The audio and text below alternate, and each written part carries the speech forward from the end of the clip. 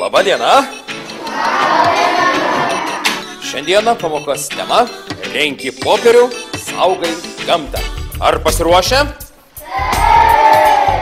O kasgi yra mūsų kuprinėje? Pažiūrėkime. Pasiekimų knygelė. Iš popieriaus pagaminta? Iš popieriaus. Sąsiuvinys iš popieriaus pagamintas? Nu, sakykit, knyga. Ar iš popieriaus pagaminta? Iš popieriaus. Kaip jie vadinasi šitie papiriniai?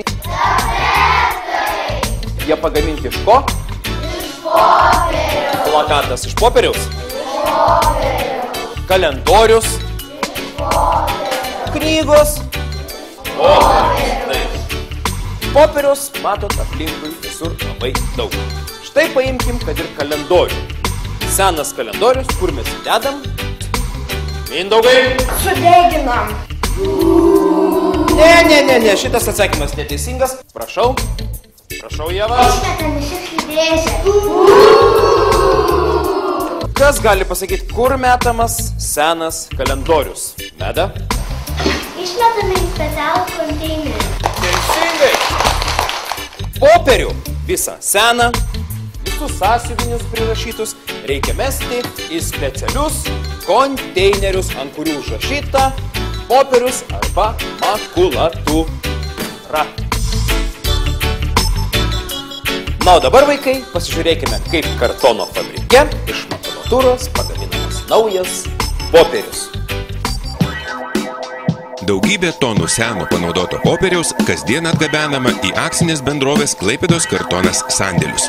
Popierius perrūšiuojamas, išverdamas specialiame puode ir po to džiovinamas, presuojamas. Iš panaudoto ir perdirbto popieriaus gali būti pagaminamos knygos, sąsiuviniai, dienynai, o čia Klaipėdoje iš seno popieriaus gaminamas kartonas. Iš jo vėliau daromos dėžės įvairiausių prekių pakavimui. Beje, ar žinote, iš ko gaminamas popierius? Iš medienos. Ir kad pagaminti 1 toną popieriaus, reikia nupjauti net 17 didelių medžių.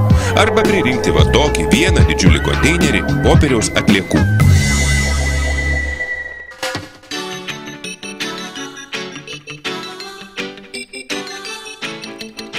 Taigi, vaikai, čia yra tas konteineris specialusis, į kurį metamas popierius ir mes visiems parodysime, kaip tvarkingai reikia išmesti popierinės atliekas. Laikraštį, sąsiuvinį seną, taip, žurnalą išmetame paprastai, kaip ir visus popierius.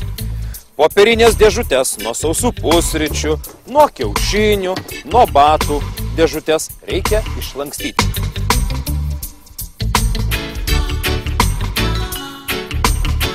Vaikai, o kasgi čia yra? Nuo pieno, nuo sulčių teisingai. Ar juos galima mesti į šitą dėžę? O taip pat į šitą konteinerį negalima mesti dėžučių, nuo picų, nešvaraus popieriaus ir taip pat statybinių tapetų. Taip, sienų apmušalų, kurie yra nešvarūs.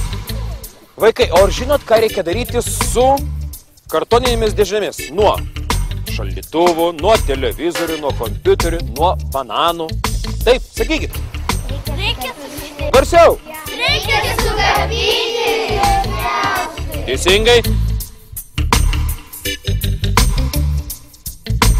Tai kągi mes šiandien išmokom, vaikai? Renki popierius, saugai gamtą.